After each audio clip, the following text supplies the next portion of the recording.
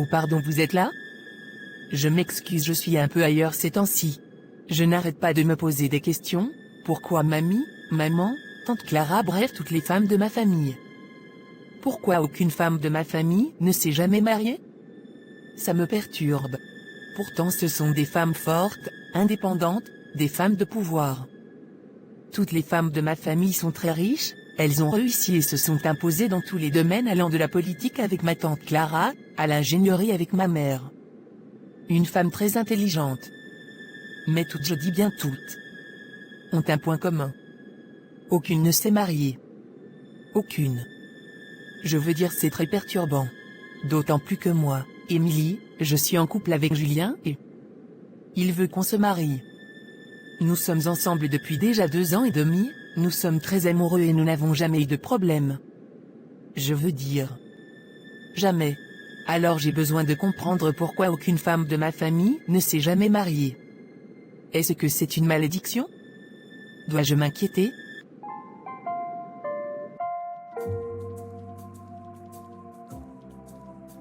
Tante Clara, regarde comment tu es belle, franchement tout embellit tous les jours. Tu me flattes? Qu'est-ce que tu veux? Tu caches quelque chose. Petite, tu ne me fais jamais de compliments pour rien. Tu veux dire quoi par là? Je n'ai pas de droit de dire à ma tante préférée qu'elle est magnifique? Émilie, dis ce que tu veux, et on avance, j'ai une réunion et il faut que je m'y apprête.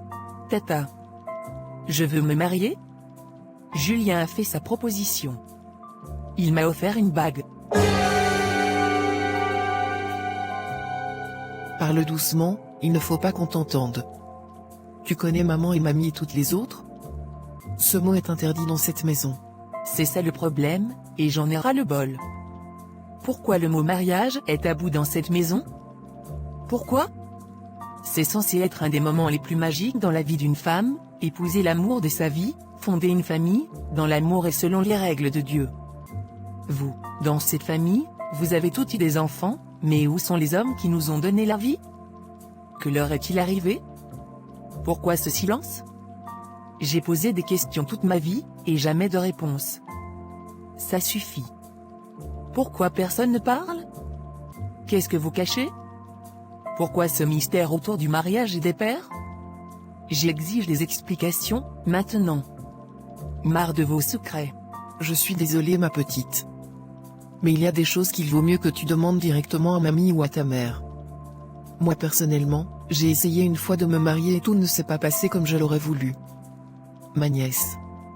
Ne te marie pas, tu risques beaucoup souffrir. Si les femmes de cette famille ne se marient pas, crois-moi ce n'est pas sans raison. On va en reparler. J'ai un meeting.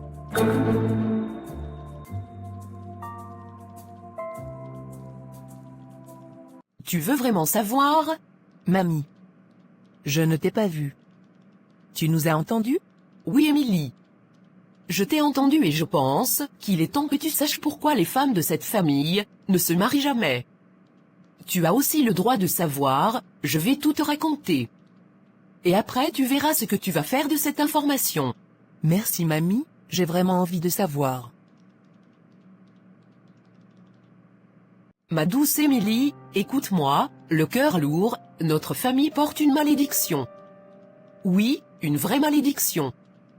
Tout remonte à ton arrière-arrière-arrière-grand-mère, à un conflit ancien avec une sorcière versée dans la magie noire.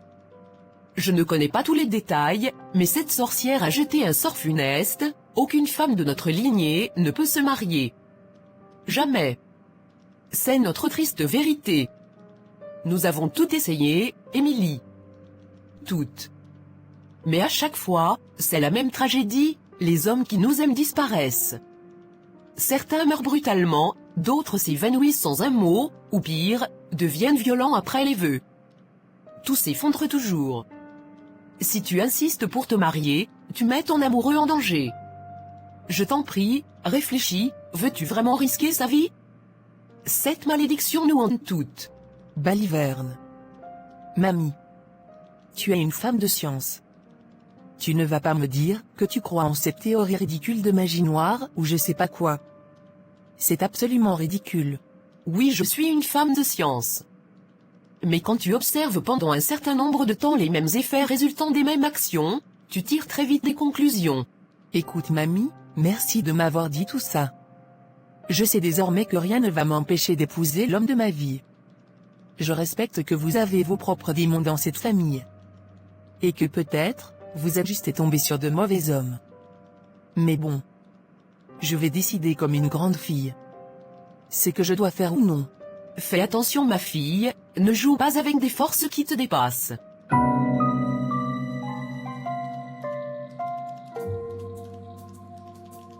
Mon amour, ça va? C'est moi qui dois te demander si tu vas bien. Je sais quand tu fais semblant. Ne t'inquiète pas, c'est juste que les femmes de ma famille vont me rendre folle. Qu'est-ce qu'il y a? Elles ne sont pas d'accord avec le fait que je veuille t'épouser? Non, ce n'est pas ça mon cœur, c'est rien. D'ailleurs demain on va aller chez nous et je vais te présenter toutes les femmes de ma famille. Ma mère, mamie, et ma tante Clara et ma cousine Eugénie aussi. Toutes des femmes fortes et indépendantes, des femmes de pouvoir. Ça ne me fait pas peur. Je t'aime et c'est toi que je veux, Émilie, tu es la femme de ma vie et il n'y a rien sur cette terre qui puisse m'aider à convaincre du contraire. Tu es tellement adorable quand tu me dis tout ça.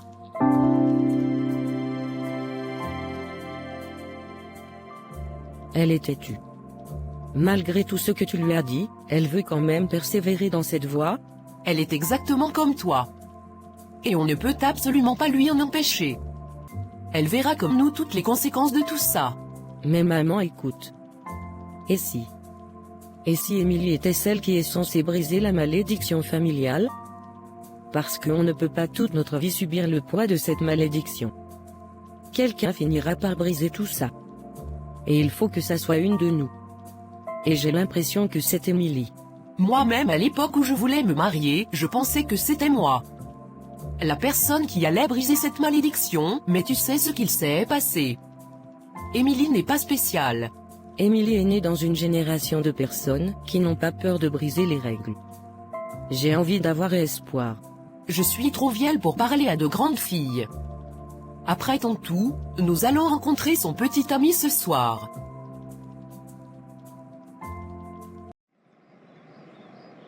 Je vais prendre des fleurs pour chacune des femmes de cette famille et j'espère qu'elles vont m'apprécier. Je suis un peu stressé d'ailleurs. Je veux vraiment que les choses se passent bien entre nous. Allez Julien. Va chercher ta femme. D'ailleurs où est mon chauffeur? Ça fait 10 minutes que je l'attends. Il est où? Ça fait déjà 2 heures de temps qu'on l'attend. C'est quel genre d'impression qu'il veut donner de lui-même? Il viendra. Peut-être il a eu un problème. Clara, tu es beaucoup trop compatissante avec les hommes. C'est le petit ami de notre petite Émilie, tu sais qu'on est obligé d'être compatissante, surtout que ce dans quoi elle va s'engager est plus grand que nous. Maman, il va arriver d'accord? Il n'est jamais en retard normalement. Donc sois calme. Il a sûrement eu un problème grave. Tu es sûr que tu veux faire ça? Tu connais notre histoire Émilie, je ne veux pas que tu souffres. Maman, ce ne sont que des histoires. Des coïncidences. Je ne vais pas vivre ma vie dans la peur d'une vieille légende. Ce n'est pas une légende, petite. Le sang des femmes de notre famille porte un poids. Tu joues avec des forces que tu ne comprends pas.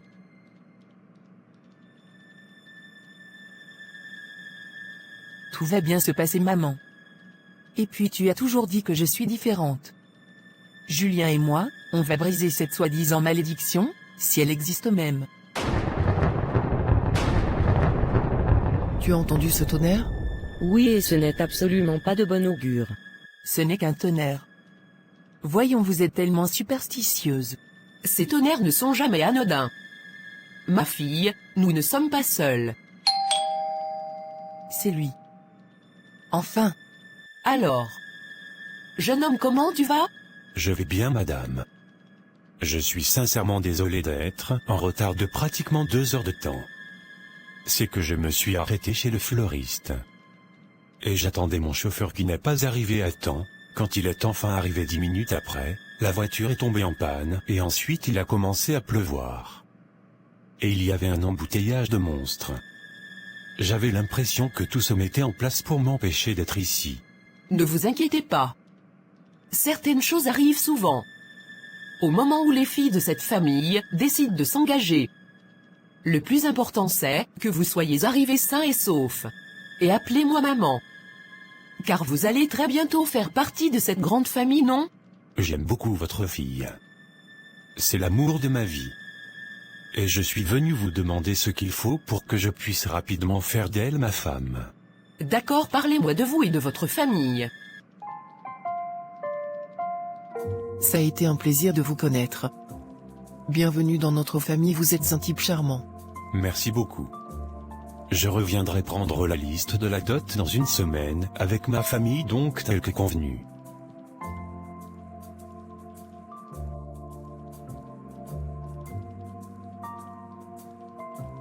Merci d'être passé chérie, tu as fait bonne impression. Alors? Qu'est-ce que vous en pensez? Il est super, non? Il est super. C'est un chic type et il a l'air responsable. Émilie, tu sais que nous ne voulons que ton bonheur, non? Arrêtez. Si vous continuez à me parler de cette affaire, je vais quitter cette maison et m'installer avec Julien. Je vous ai dit qu'il n'y a aucune malédiction. La preuve, il va passer avec sa famille prendre la liste et je vais me marier. Et rien ni personne ni aucune force ne va empêcher ça. Vous verrez. Si tu pars t'installer chez ton petit ami, tu seras complètement exposé à cette sorcière, crois-moi. Ta mère, Clara et moi avons essayé de nous marier par le passé et nous avons constaté que, quand on s'éloignait de cette maison, des phénomènes étranges commençaient, des cauchemars et des événements qui s'alignaient pour empêcher nos mariages. Je veux juste te prévenir, Émilie. Tu es libre de penser ce que tu veux mais, sois juste prudente et attentive, ma fille.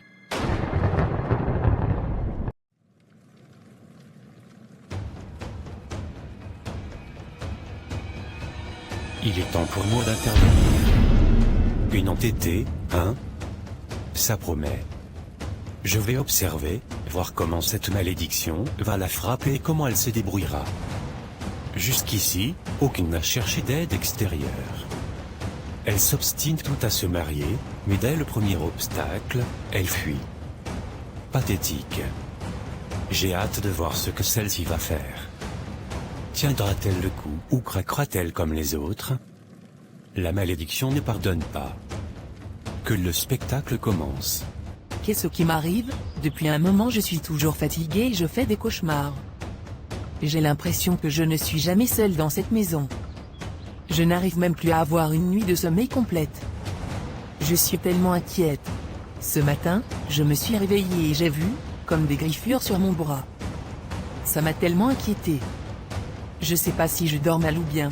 Mon Dieu, tout ça m'effraie. Bientôt, l'essayage de ma robe de mariée, mais cette malédiction me ronge. Je ne supporte plus d'être seule dans cette maison. J'ai l'impression qu'une présence m'épie, toujours là, pesante, glaciale. Qu'est-ce que c'est? Pourquoi je sens ça? Vais-je vraiment risquer la vie de mon fiancé en continuant? Cette ombre qui plane me terrifie. Je veux me marier, mais à quel prix? Oh, Émilie, que dois-tu faire? J'ai peur.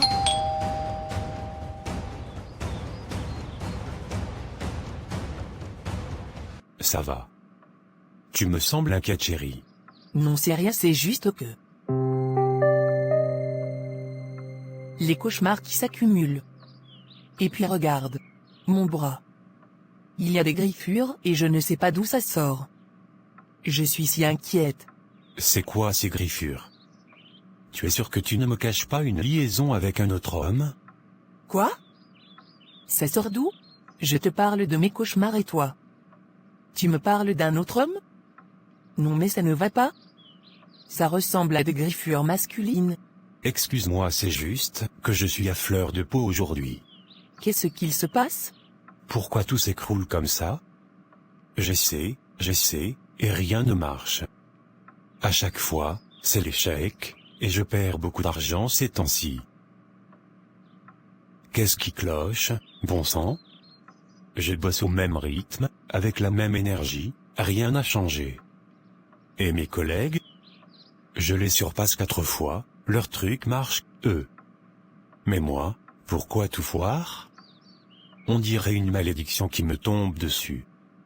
C'est quoi ce délire? Pourquoi la chance m'a lâché d'un coup? J'en peux plus de ces galères sans réponse. Qu'est-ce que j'ai fait pour mériter ça? Je suis désolée. Ça ne doit pas être évident. J'avoue que moi au niveau du travail au contraire je suis excellente. Mon entreprise fait des performances records, mais je n'arrive pas à dormir la nuit et j'ai tout le temps l'impression que je suis surveillée. J'ai de l'anxiété. Pourquoi tu me parles de toi? Tu veux toujours tout ramener à toi. Alors que je te parle de mes galères au travail, tu te sens obligé de me dire que toi tu es en train d'exceller? C'est pour dire quoi que je ne suis pas un homme? Mais qu'est-ce que tu dis? Jamais de la vie je ne ferai pareille chose consciemment. Je n'ai pas envie de t'humilier d'ailleurs depuis quand tu me parles comme ça? Depuis que tu refuses de rester à ta place. D'ailleurs ce travail, tu vas me l'arrêter quand on va se marier. Je n'aime pas savoir ma femme dehors alors que je suis là. C'est moi le seul qui doit ramener de l'argent. Ça fait déjà un mois que Émilie est allée s'installer avec Julien et jusqu'ici. On ne l'a pas entendu se plaindre. C'est plutôt positif, non? En même temps, depuis qu'elle est partie, aucune de nous n'est allée la voir. On devrait peut-être aller la voir. Et si elle était face à une situation compliquée? Tu sais que quand on décide de s'engager sur le chemin du mariage dans cette famille, ce n'est jamais aussi calme aussi longtemps. Allons la voir, Marie. C'est notre fille. Allons juste vérifier. D'accord, tu as raison. Tu penses qu'on devrait prendre l'huile bénie? Pour sa protection? Oui, on ne sait jamais.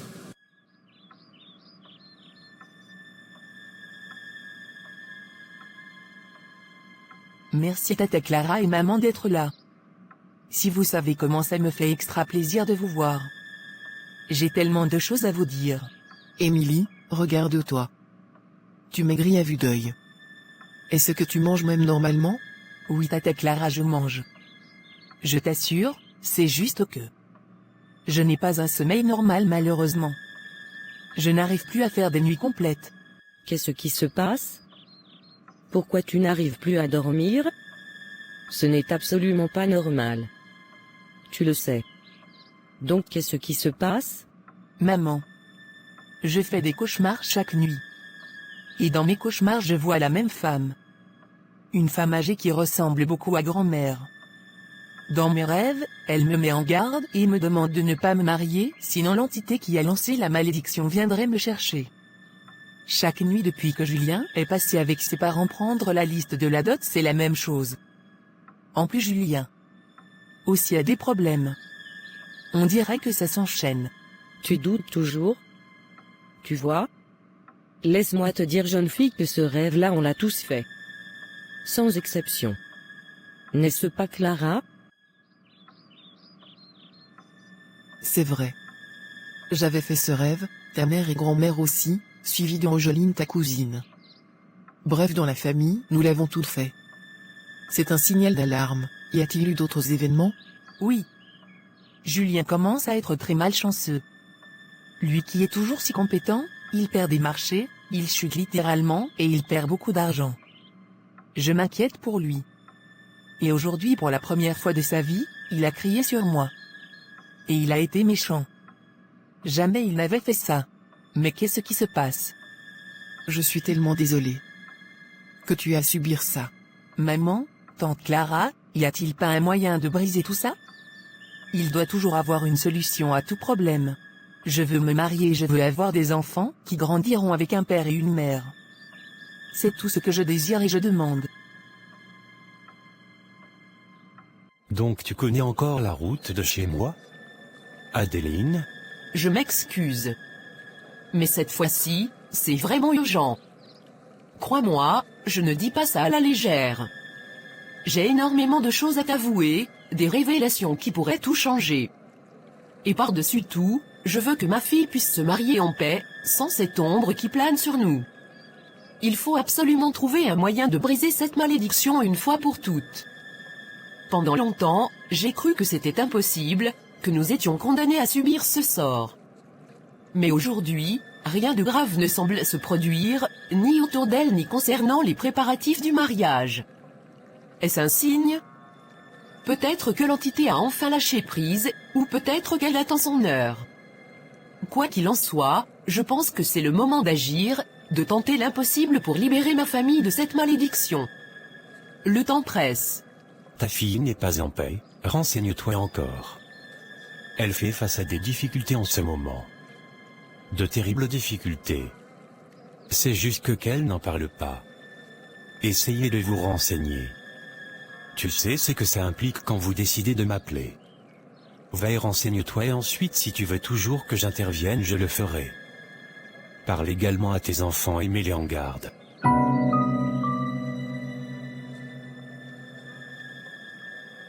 Tout s'enchaînait, je ne comprenais pas ce qu'il se passait.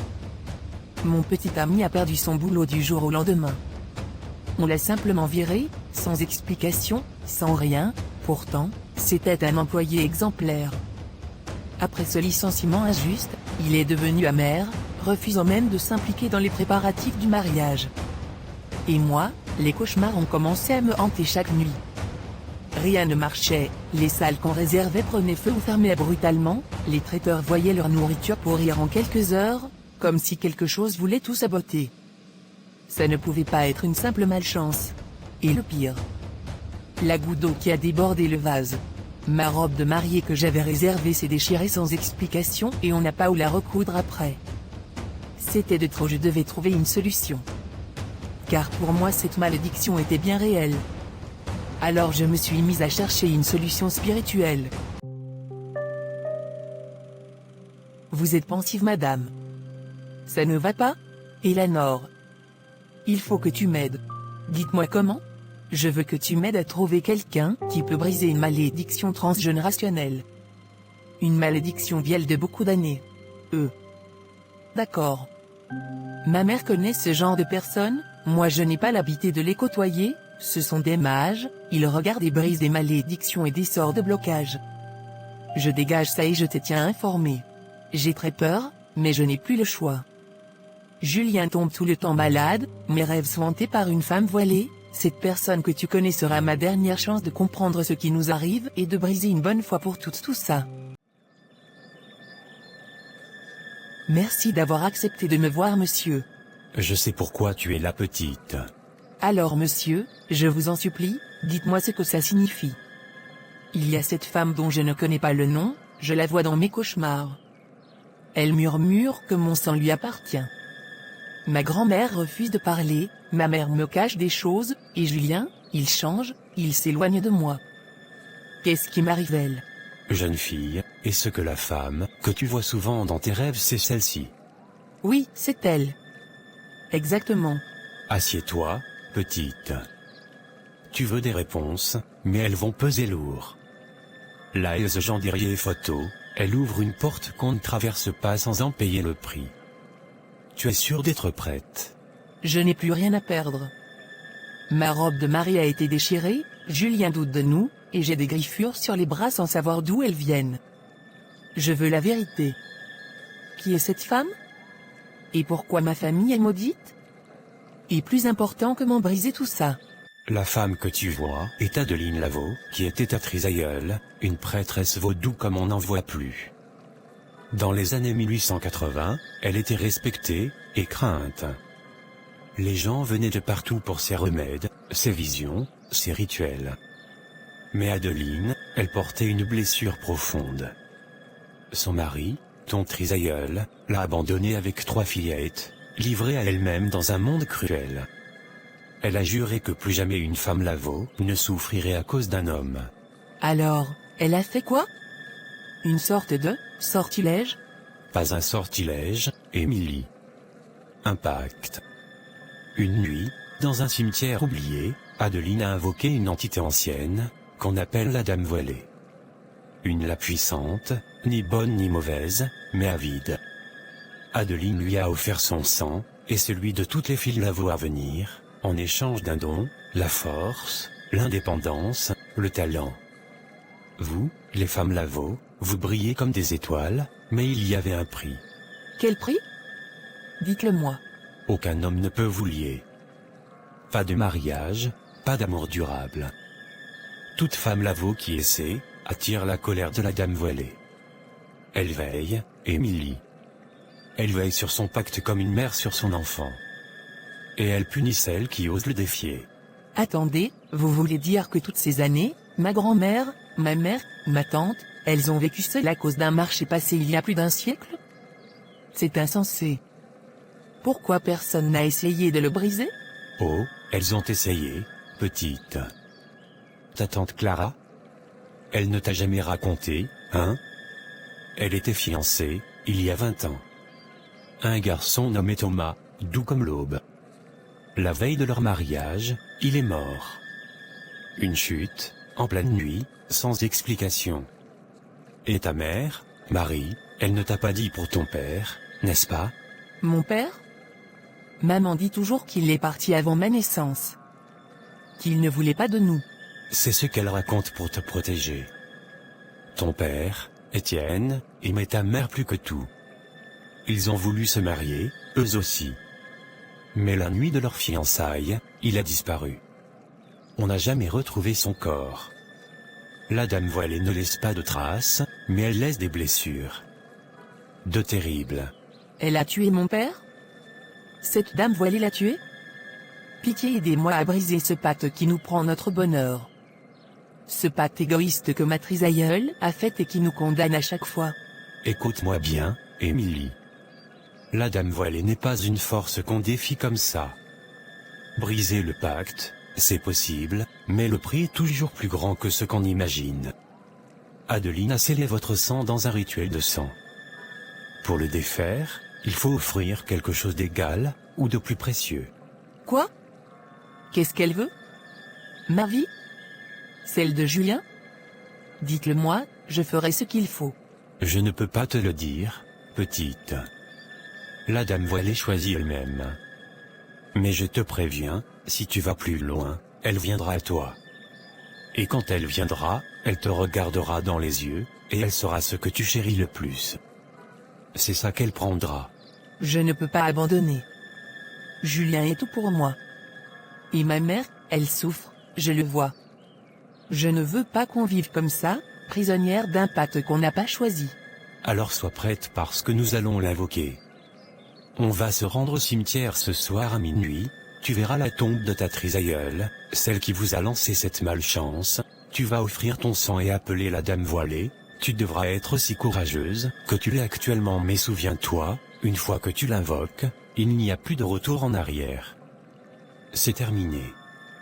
Elle apparaîtra à toi quelques jours plus tard, 3 jours exactement, et te prendra quelque chose de précieux, et là elle va briser cette malédiction. Sois juste prête. C'est le sang pour le sang. Je le ferai, peu importe ce qu'il en coûte. Je briserai cette malédiction et les femmes de ma famille pourront à nouveau se marier et avoir des enfants hommes comme femmes. Que Dieu Tout-Puissant te protège, mon enfant.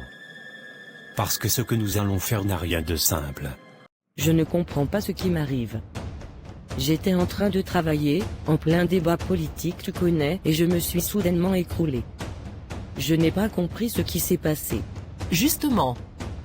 Quand on nous a appelés, je me suis inquiété, toi qui as toujours une santé de fer. J'espère que ce n'est pas la malédiction qui est derrière tout ça.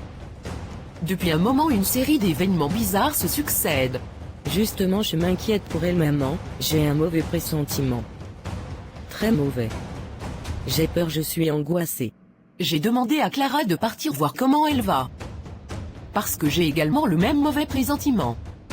Émilie n'est pas comme nous, elle est têtue et elle a l'esprit libéral et des jeunes Z. Et je continue de croire que c'est elle qui va libérer notre famille de cette malédiction.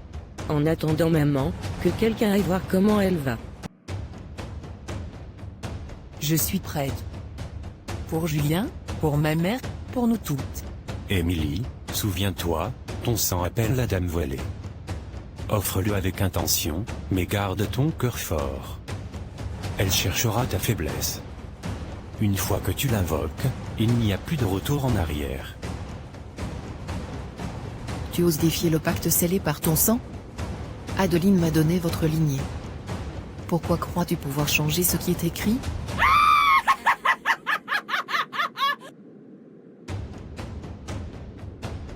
Je ne veux pas de ta protection. Tu nous as rendues fortes, mais tu nous as emprisonnés.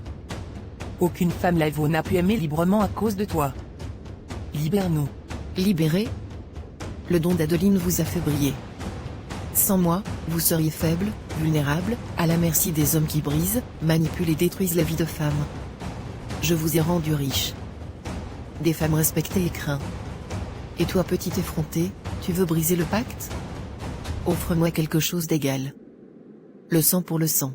Prends ma vie. Laisse Julien guérir et récupérer son travail. Laisse ma mère vivre. Je suis prête à payer. Ta vie? Insuffisante. Le pacte tissé dans le sang de toutes les filles Lavo. Pour le défaire, tu dois me donner ta descendance. Aucune fille Lavo ne naîtra plus jamais. Ma descendance? Tu veux dire, mes enfants? Oui. Ton sang s'éteindra avec toi. Pas de fille pour porter le nom Lavo. Pas de nouvelles âmes pour défier mon pacte. Choisis, Émilie, ta liberté, ou leur avenir. Pourquoi? Pourquoi nous faire ça? Adeline voulait nous protéger, pas nous détruire. Et maintenant quoi? Tu veux éteindre notre lignée? Donc on a le droit de se marier si j'accepte, mais aucun autre enfant ne naîtra de nous? Toute une lignée va s'éteindre? C'est cruel. C'est horrible. Tu me perds le temps. Petite, Adeline connaissait le prix. Elle a choisi la force et le pouvoir au détriment de l'amour. Ce qui est un bon choix en soi vu la mentalité des hommes d'aujourd'hui. Donc tu peux choisir autrement, mais tout choix a un coût. Décide maintenant, ou je prends tout, Julien, ta mère, ta grand-mère, et toi. Tout le monde. Dépêche-toi.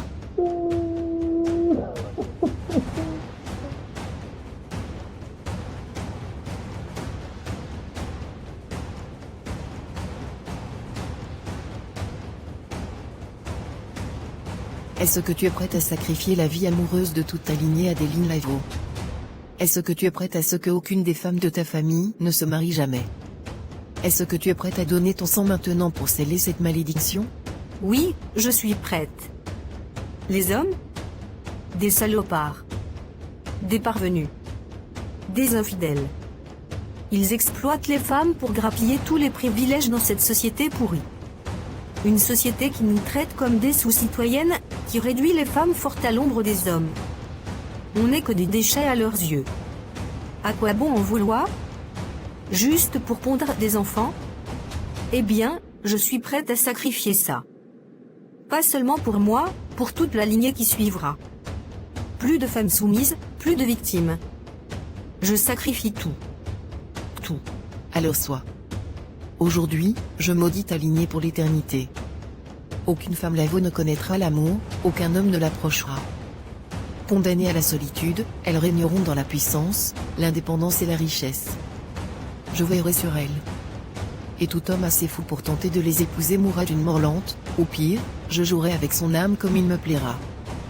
Dès qu'un amant osera s'unir à une Lavo, je m'immiscerai dans sa vie, pour la réduire en cendres. Ce pacte est scellé dans le sang et les ténèbres. Qu'aucun pouvoir ne le brise jamais.